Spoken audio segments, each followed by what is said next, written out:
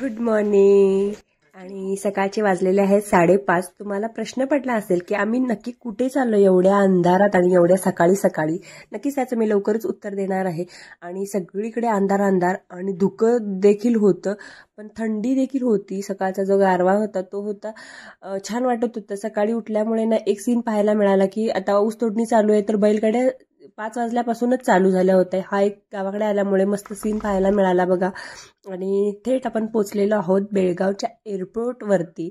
तर तुम्हाला प्रश्न पडला असेल की आम्ही एवढ्या सकाळी सकाळी एवढे लोक कशाला आलेलो आहोत.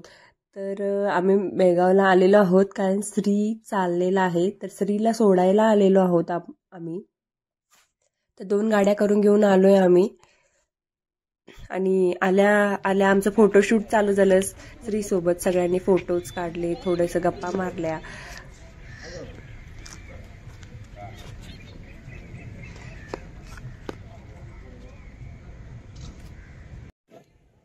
सगळे विसरले तरी चालेल, पण माझी चिव हाय करायला काही कधी विसरणार नाही तुम्हा सगळ्यांना. माझ्या चिवला सगळ्यांनी हाय करा आधी. आणि सकाळी सकाळी आता सकाळचे वाजलेले 6:15 झालेत आणि मुलं सुद्धा फ्रेश आहेत बघा. उठून सरी मामा जाणार तर सगळे फ्रेश झालेत. आणि गार गार वातावरण आहे, खूप छान क्लायमेट आहे. मी ऍक्च्युली बेळगाव एअरपोर्ट पहिल्यांदाच बघतीये, कधी यायचं इकडे योग येते गाडी आपल्याला घेऊन जात नाही.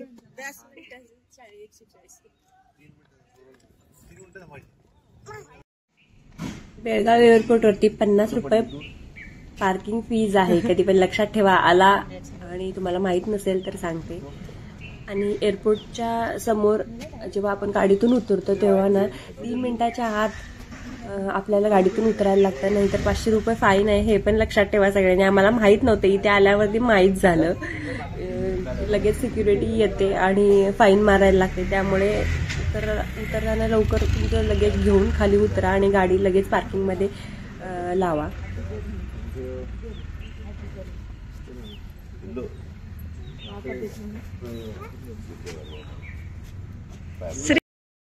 श्री तुला ऑल द बेस्ट. व्यवस्थित राहा, छान राहा आणि फोन करत राहा. ते आज जाईपर्यंत फक्त आम्हाला एवढंच टेन्शन होतं की सामान जर जास्त झालं लिमिटपेक्षा तर मग ती साहित्य काढून ठेवायला लागेल, एवढंच टेन्शन होतं. बाकी काय मला टेन्शन नव्हतं.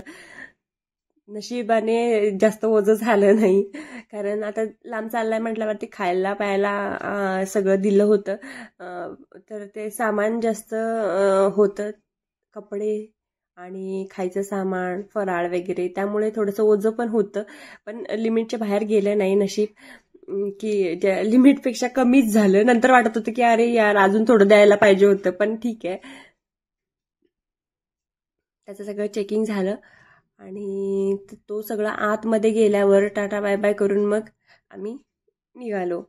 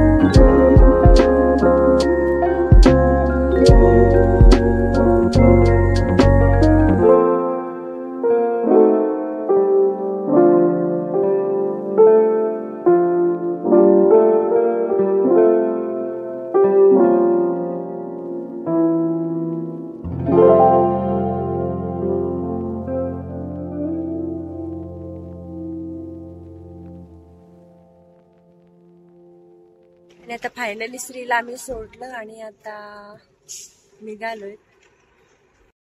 बेळगाव एअरपोर्ट तुम्ही बघू शकता. मी पण पहिल्यांदाच आली, मी अजूनपर्यंत बघितलं नाही. हा तुला हाय करायचंय कर.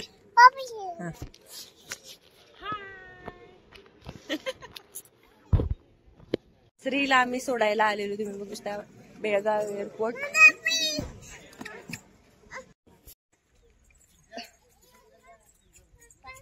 आणि आता आम्ही श्रीला सोडलेलं आहे एअरपोर्ट वरती आणि आता आम्ही एका ठिकाणी जाणार आहे.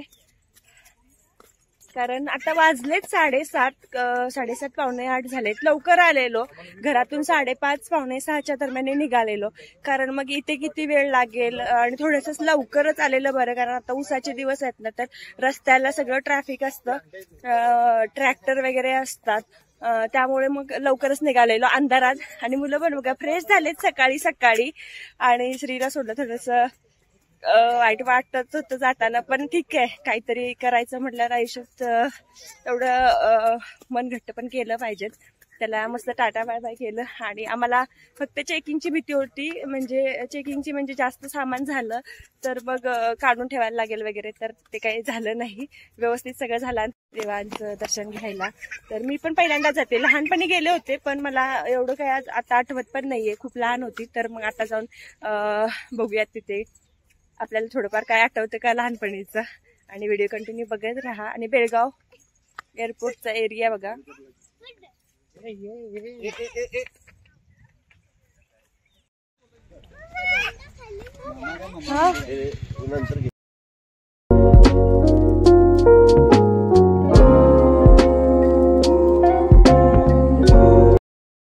बाय बाय आणि भेटूया आता. म्हणजे बाय बाय म्हणजे या एअरपोर्टला बाय बाय. भेटूया परत कधी श्री येईल तेव्हा. जर इकडे असलो तर घ्यायला येऊयात. तर श्री सगळं व्यवस्थित होऊ देत, ट्रेनिंग वगैरे व्यवस्थित होऊ देत, हीच इच्छा आहे. बघूयात आता काय काय.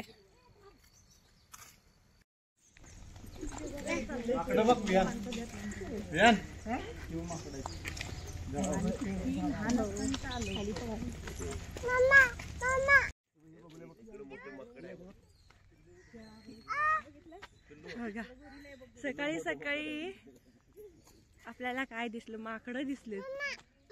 हो चिऊ घाबरायला लागले, नको म्हणते चिऊ.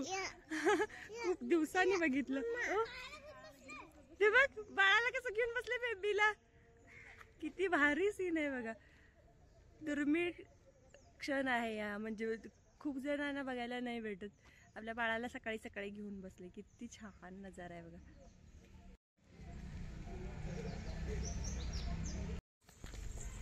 बघा मंकीला बघून पळायला लागली घाबरून. मंकी आहे म्हणते तिथं, नको त्याला बाय करते त्याला मंकीला. हा आई गेली, चल लवकर पळ. हळू हळू हळू हळू पळ.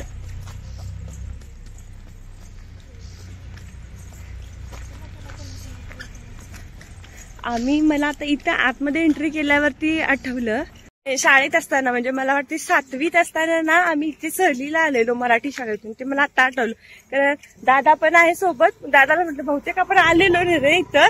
तेव्हा दादाने सांगितलं की हा आपण आलेलो म्हणून. म्हणजे किती खूप वर्षानंतर आलो बघा. 2000 मला वाटतं 8 मध्ये वगैरे आलो असेल आम्ही. त्याच्यानंतर आत्ता आलो इथे. चल पटकन. आणि सकाळी सकाळी देवाचं दर्शन खूप भारी वाटतं, थंडगार वातावरणामध्ये छान पैकी.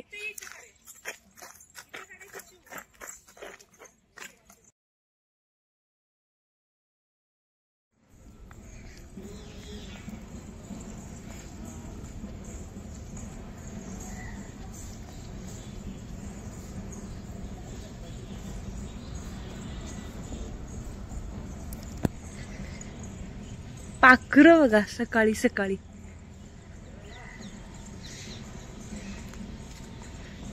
श्री सद्गुरू पंत महाराज समर्थ खूप लांबून लांबून इथे येतात सगळे दर्शनाला. आणि आम्ही एवढ्या जवळ असून ना, म्हणजे क्वचितच होतं येणं. क्वचित म्हणजे नाही म्हटलं तरी चालेल. खूप दिवसांनी वर्षांनी योगायोग आलाय श्रीच्या निमित्ताने.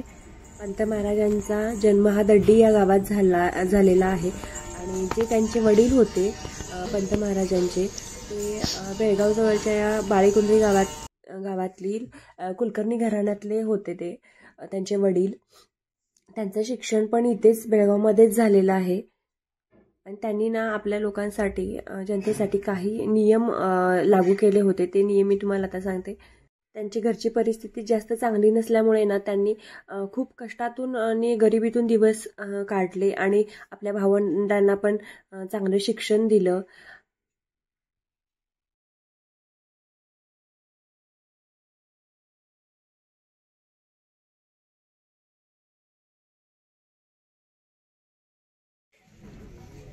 मंदिर बघा किती छान आहे, मस्त शांत, सकाळी सकाळी एक नंबर.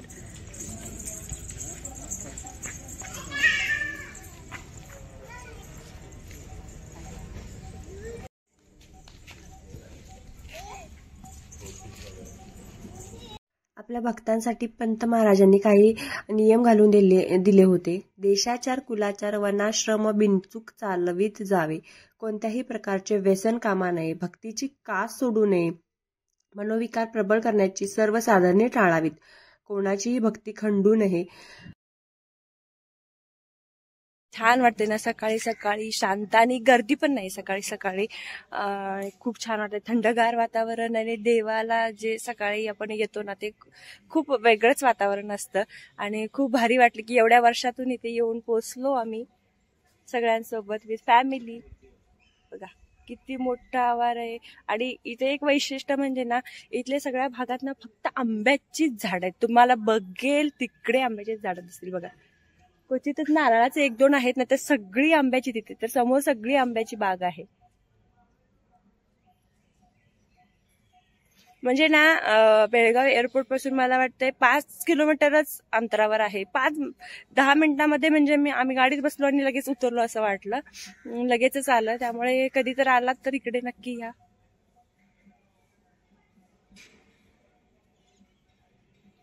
आम्ही ना, मला आता आठवते, आम्ही शाळेत आलेलो तेव्हा या कट्ट्यांवरती इथे बसलेलो.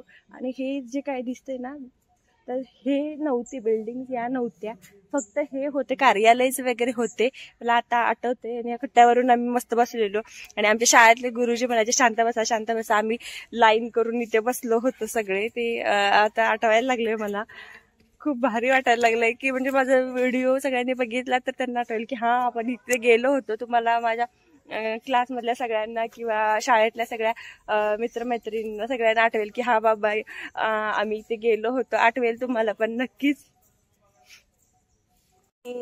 बरं झालं की आम्ही आलो श्रीला सोडायला, त्याच्या निमित्ताने हे पण झालं. आणि सगळे विथ फॅमिली आलो, सगळ्यांना पण देवदर्शन झालं आणि खूप भारी वाटतंय सकाळी सकाळी. तुम्ही आलात तर नक्की या इथे.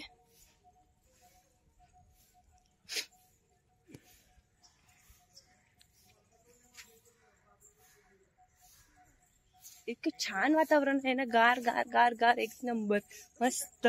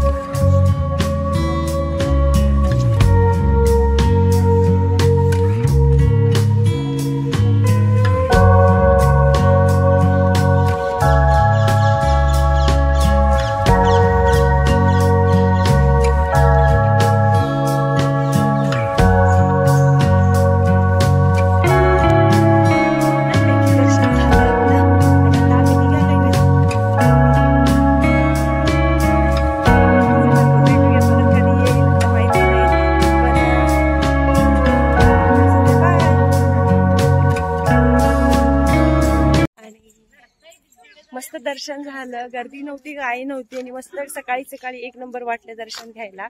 आणि आता परत कधी येऊ माहिती नाही, पण आता सध्या खूप छान वाटलं आणि जुन्या आठवणी ताज्या झाल्या. तुम्ही कधी आला तर नक्की या. आजचा व्हिडिओ कसा वाटला नक्की सांगा. भेटूया अशाच नवनवीन व्हिडिओ मध्ये. बाय.